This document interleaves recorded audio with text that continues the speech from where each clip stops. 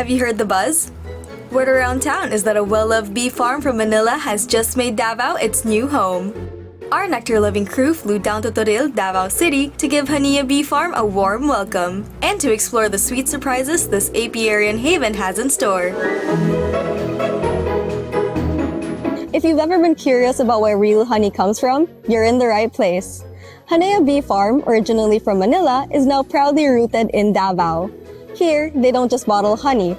They open doors to the fascinating world of bees and the craft behind every drop. Behind Honea Bee Farm are its diligent founders, the Dela Cuesta family, led by Alex, Sheila, and their daughter Nia. Let's warm in and meet the minds behind Honea. Hello everyone, I'm Alex Dela Cuesta. I'm the owner, together with my wife, Sheila, of Honea Bee Farm. Yes, and I'm Sheila Dela Cuesta, owner and also the manager, general manager. Well, it all started when we found out about our daughter's name. So we were actually praying for a baby boy. We were supposed to name him Nehemiah because a strong leader in the Bible. Ang palayo niya dapat Neo. Nung nag-gender reveal na yung Obigay, sabi niya, your baby's gonna be a girl. Then yung mukha namin parang iba. Ba't ganyan mukha niyo? I'll check again. Girl nga, sabi niya ganun. So, when we got home, nag-usap kami kung ano yung papangalan namin kay baby. And then, we came up with Deborah because parang siya yung counterpart ni Nehemiah. She's a prophetess judge, strong woman of God. From Neo, change namin to Nia. Then, 6 months old na siya. We were preparing for her first birthday party. We found out that Deborah means a Hebrew word for bee. So, we wanted to align the theme of the birthday to a bee theme party. So, we wanted to have a game aligned to that, but we cannot find. So what we did is we created our own tabletop game, which now we publish as Sting-A-Win board game. Yung Sting-A-Win board game, we really didn't have plan to publish it. Pero yung mga bisita sa first birthday party ni baby, because we waited for her 5 years eh. So medyo en grande yung party niya. We transformed the place into the beehive. Then pinalaro namin yung prototype ng Sting-A-Win. What began as a bee-themed birthday party and a homemade board game called Sting-A-Win soon sparked something bigger: curiosity. That fun celebration led Mr. Alex Dela Cuesta to join a basic beekeeping workshop, and the rest is sweet history. I was very selfish when I attended yung basic beekeeping workshop sa the Beehive Farm and Kitchen sa Batangas. Ang purpose ko lang is ipalaro yung prototype ng game. I'm so happy na yung mga owners ng farm, yung teacher namin, tsaka yung mga co-participants ko sa training, they had great inputs which went into the final design of the game. So na-amaze ako sa possibility ng pag-create ng mga bees pag-create ng honey sa bahay. So I asked our teacher if it's possible in an urban setting. He said, we need to survey your location. Then December 2018, he came in with me and surveyed. Sabi niya, your place is a very good location for bees. So by January 2019, I brought home 2 colonies of bees, and from May to June 2019, we harvested 58 kilos of pure raw honey. So dun na nag-start, and they say the rest is history. From the surprise of their daughter's name to the game born from the creativity of 2 parents, it seems fate has led this family to the Hive. Almost 30 years, I was in the audit profession. And modestly aside, I'm a certified public accountant and also one of the few certified fraud examiners. It's a global certification. So very stressful yung job ko. I work with numbers and a lot of fraud cases. Beekeeping was never in our plans, but I grew up in the farm in Ilocos. So natanim namin lahat ng mga klaseng gulay with my father when I was there. But in my mind, when I was a kid, sabi ko, God, I don't want to be a farmer all my life. Bless me so I can work hard and not be a farmer. So yun yung desire ng heart ko, and God fulfilled it naman. So I went from company to company, and here I am now, back to the farm, pero ibang klaseng farming naman. It's beekeeping, and I think it's all God's guidance. We started with 2 colonies in January 2019. So sa word of mouth, kaka-refer sa yung mga bumili sa amin, ni-refer sa mga kakilala, mga kamag-anak, opisina. Dumami yung demand. Then we cannot keep up with the demand talaga. So we need a bee farm na. That's why we came in here. And also, people wanted to have field trips, diba? Yes. In Manila. But Hindi namin ma-promote yun dahil we're not registered to do that, and then may we only have dun. a small place there. So here we can scale up.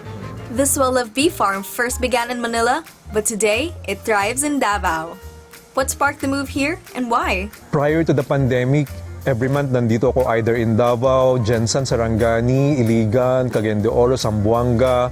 All of our projects kasi are mostly in Mindanao. So, siya naman, nung nag-a-apply pa lang ako sa job, hindi ko kilala yan. Sigurado ko pa dyan. I joined the company March 2014. So, nung na-regular na ako, pinaalam ko sa mga may-ari, Sir, ma'am, can I bring my wife to see our major projects? We started sa Jensan. So, pinakita ko yung mga plantation ng mga saging, mga pineapple. Then we came to Davao, yung mga subdivision projects. Sabi niya, ang ganda pala ng Davao at ng Mindanao, parang sarap mag-retire dito. That was 2016. We fell in love actually mostly in Davao, no. So when we came here, sabi ko ang ganda. Sabi ko parang ang daming prutas, ang mura ng pagkain, parang gano'n. Then yun na nga, nung nagkaroon na kami ng bees, sabi ko, if you're going to scale it up, pwede naman sa Ilocos kasi I'm from there. May mga lupain din naman kami doon.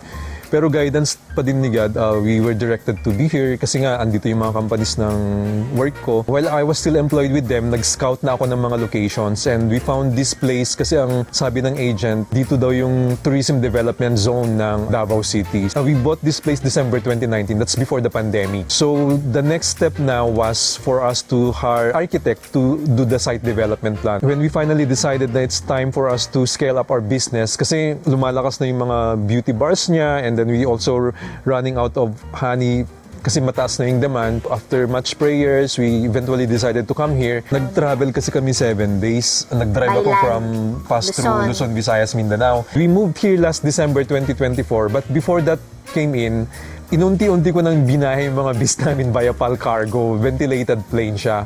The environmental conditions, wala kasing bagyo dito. So it's good for the bees. Kahit papaano, maraming punot kahoy dito sa farm na nabili namin. And yung mga nara, it's a main source of nectar for premium honey production in the Philippines. The Honea Bee Farm is embracing a new agricultural approach, one that highlights the importance of fuzzy stripe pollinators. They're excited to welcome those who are eager to learn about beekeeping and develop a friendship with bees. What exciting learning experiences can visitors expect at Honea? We'll find out when AgriCoolTours returns.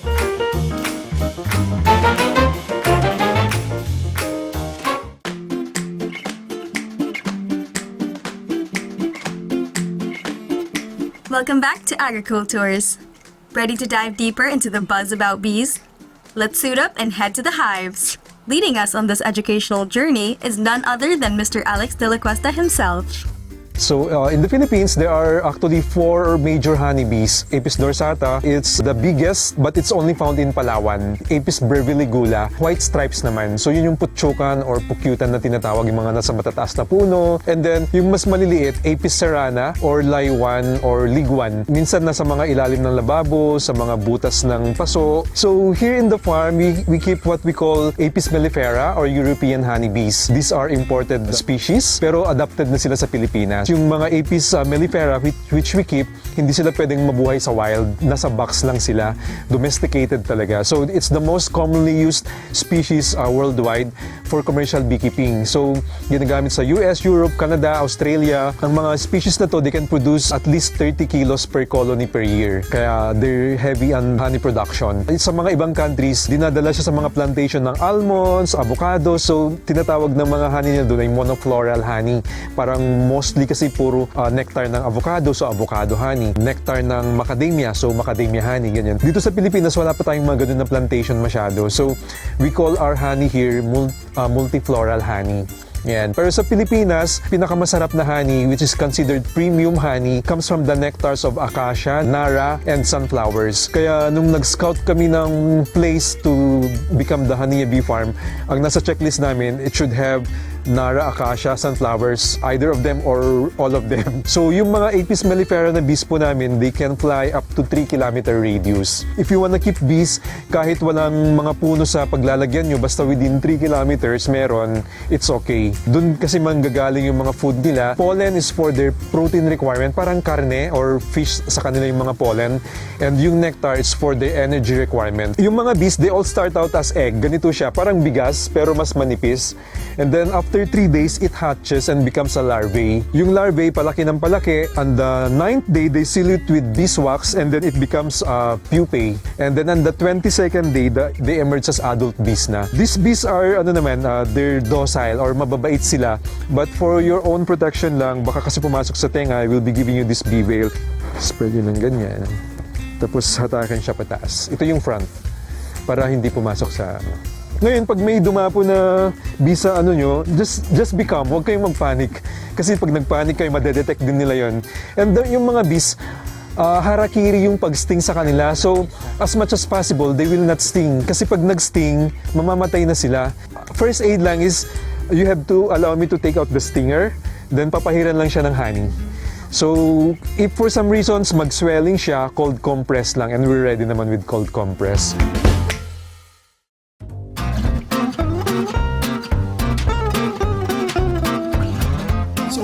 Ang unang ginagawa, when we open boxes, pinapausukan siya. Normally, we use leaves, anything organic. Ang mangyayari, pag pinapausukan, isipin ng mga bees, may sunog. Kainin na natin yung mga honey nandyan. Dito sa baba, tinatawag na brood chamber. Nandito yung queen, nasa ground floor siya. Dito lang siya nangingitlog. So, yung mga second floor, dito pinapahinog yung mga honey na na-store na nila. So, hindi kasi pwedeng maitlogan ng queen ito dahil pag may living organisms, hindi mo ma-harvest yung honey, contaminated siya. So, na-design na second, third, or even fourth floor, doon pinapahinog yung mga honey. Di ba nakita nyo kanina, plain lang siya. Ngayon, na-build na nila yung comb. So, they're ready to store na whatever they want to store, either pollen, nectar, or dyan din pwedeng maitlog yung queen.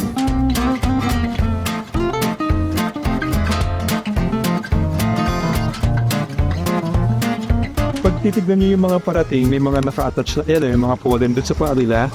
Depende kung anong color. Ayan, may yellow, may cream lang. Yung mga nara, yung orange. Yung mga cream, usually coconut. Ito mga nectar, yung mga liquid dito, 80% moisture content. They have to flap their wings to evaporate it and make it honey. Pag na-achieve na nila yung 18 to 20% moisture, sisil nila ng beeswax. Ito na yung honey. Nilalagay nila yung mga nagkuha nilang nectar or pinifeed nila yung mga larvae or nililinis yung pinag-hatchan. Ito kasi nanggaling sa Manila yung mga colonies. So ito may konting naipon sila from Manila na honey, so you can taste it bago tayo magtikim ng iba. Itusok nyo lang siya like this, tapos it will ooze na yung ganyan. Yan, you can taste it na. Yung beeswax na nasama, it's edible but not digestible. So just sip-sipin na lang, then you can spit it out loud.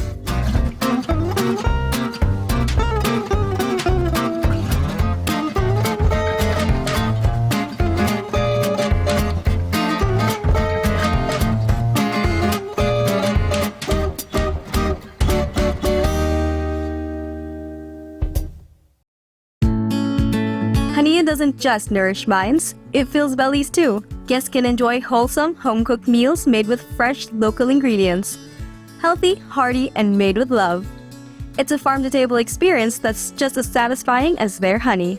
We serve private dining. We want them to experience yung food cooked at home. We really wanted to share this place. This is a relaxing place, so we just wanted to limit the people who comes here so that they when they come here, they feel relaxed, they feel nature. Most of them, they become our friends as well. So they become like family. It become a stress reliever for us, no? So very stressful yung work, but for me, medyo less stress.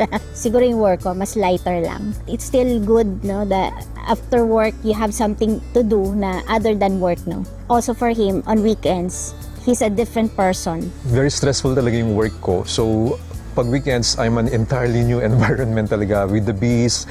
Hearing lang yung buzz nila, nakaka-relax na siya. When it comes to our community naman, aside from our business goals din naman, we also want to educate the community. Like, nung pinut up na namin yung signage namin, somebody came and approached us. Tinanong ako, bumibili po ba kayo ng stingless bees? Sabi ko, hindi po, pero ano bang kailangan nyo kako? Meron kasing stingless bees sa pinto namin and natatakot yung mga anak ko. I can help you po, I can box them, sabi kong ganon. Kaya lang medyo busy ako, and you can come back. I set the date and then hindi siya dumating. Tapos, nung nakita ko siya ulit, Tinanong ko, saan na po yung stingless bees nyo? Ano na po, binaygan ng anak ko. Sayang talaga. It breaks my heart talaga kasi bees are so important to our environment, and then ganun lang yung gagawin ng mga tao. But I cannot blame him naman kasi they're not trained naman how to do it. Pero kahit papaano, yung community namin, they know already that we're promoting bees for food security because the bees really pollinate 1/3 of the world's favorite fruits and vegetables. So somehow we're contributing to food security. Una, bago pa dumating yung mga high box ni Sir dito sa mga bubitso, parang takot ako lumapit kasi first time ko eh. Noon, sinusunog namin niya kasi takot kami na ma-sting. So, nakita ko kay Sir na parang okay lang sa kanya na lumapit sa bahay nila. So, hindi naman siya na-sting. Titraining ako kay Sir mismo. There's a stigma with the people, diba, when it comes to bees. Especially if you're living in the urban setting. They're very afraid of the bees. But although we were taking care of the Apis mellifera, it's more docile species. Excited sila nga makita ang bees. Tapos excited sila nga uban gusto nga magpabutang og mga hive sa ilang area. So wala man ko nakita nga kaning nagakahadlok sila kay once na mag-open mi sa hive, okay lang man dapat dili man sila yung palayo mo pa daw sila sa hive. Naamis pud sila bitaw nga pareha pud ako utong niagi nga first time ko nakakita sa bees actual nga nasa box. There's also wild honeybees. Really wanted to educate the people that hindi sila harmful. They're helpful to us. So, marami din nag-field trip na rin sa atin of homeschoolers. They're teaching the value to the children. So, here in Mindanao, in Davao, we wanted to promote that as well through the field trips and schools. Honea Bee Farm emphasizes the importance of bees, encouraging appreciation for these gentle pollinators that are essential to our ecosystem. Through guided tours and hands-on workshops, the farm fosters harmony between humans and nature, showing how even small creatures can make a big impact. Still buzzing from all the bee love? Don't fly off just yet. There's more sweetness coming your way. AgriCoolTours will be right back.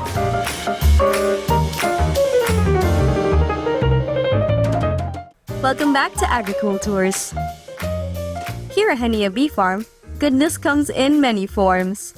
From the wisdom of the hive to the sweetness of every jar. Who knows?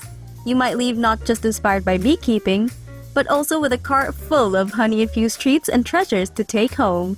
Honea not only has raw honey, but they have a variety of different products as well. So hi, Ma'am Sheila, can you walk us through your products? Yeah, so we have eco-friendly products here. So our soaps all contains honey or beeswax. So we have 5 variants of soaps with honey, and then we have shampoo bar and lotion bar, hair conditioner bars, hair pomade and lip balm, and we have this beeswax candle. And then we also have our pure and raw honey straight from the hive. We just filter it, and then we have also our ice cream. This ice cream contains honey as well as its sweetener. Most of the milk that we use is vegan. So we use cashew milk, pistachio milk, almond milk. Then we also have the board game. She makes the beauty bars and the gourmet tuyo. I make the ice cream, and I'm also the beekeeper. So we have sustainability products. So we want everything to be in bar form so that we'll not use plastic containers. That's our product. Gourmet tuyo with honey, one of our best sellers during the pandemic. We use honey as part of the preservative and also as Flavoring niya. flavoring of the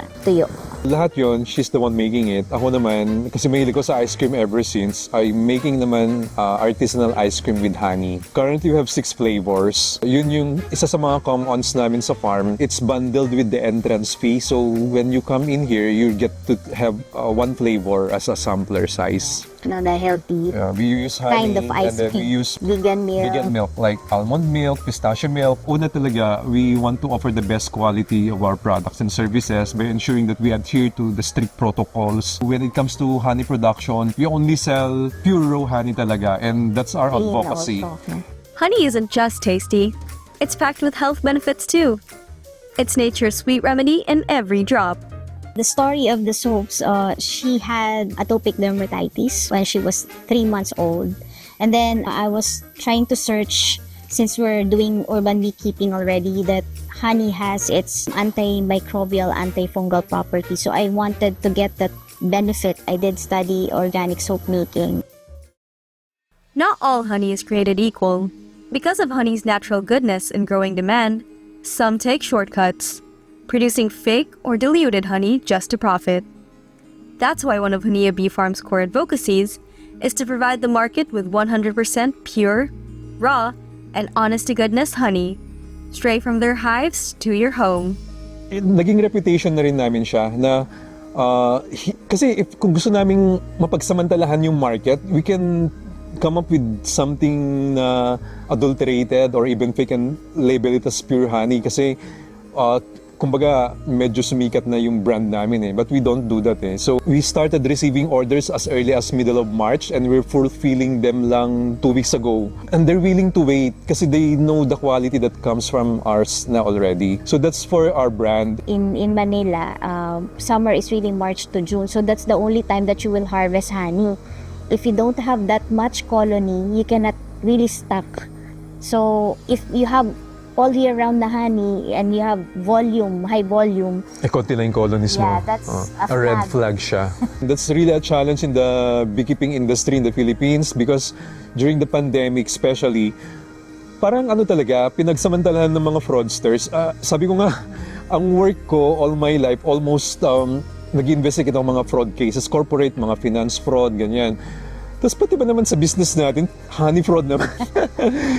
So, part of my calling na rin siguro yun. But napansin ng beekeeping community during the pandemic, ang dami nagsulputan ng mga high volume na honey, pero suspicious sa talaga. So, I think the DOST also saw that and then they made that study and they published it in December 2020. What they did, they bought yung mga popular na brands sa Shopee, Lazada, and supermarkets.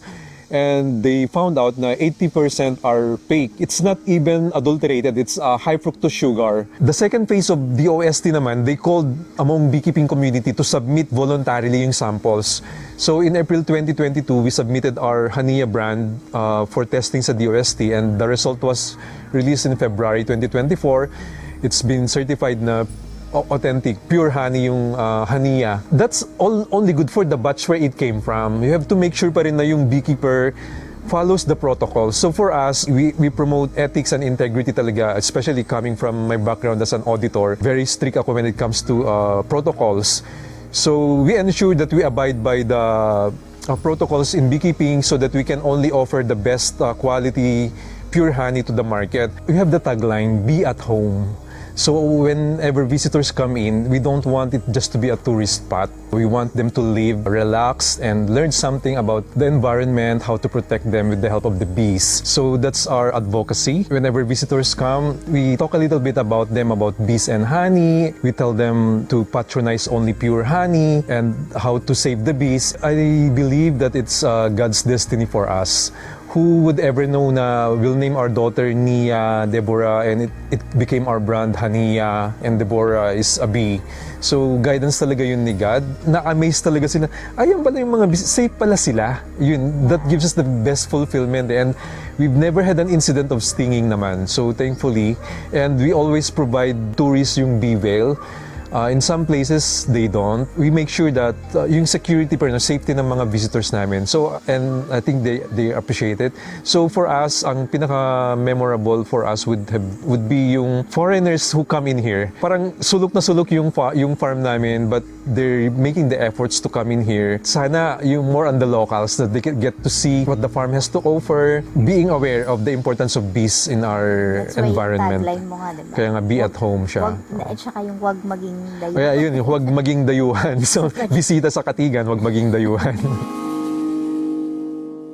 Honea may have started in the city, but here in Davao, it's truly found its home. Through honest products and heartfelt education, they're proving that sustainable living can start small and still make a big difference. So whether you're tasting their honey or learning the craft for yourself, you're becoming a part of something much sweeter. This is Honea, homegrown, heartfelt, and always buzzing with a purpose. This has been AgriCoolTours. Until next time!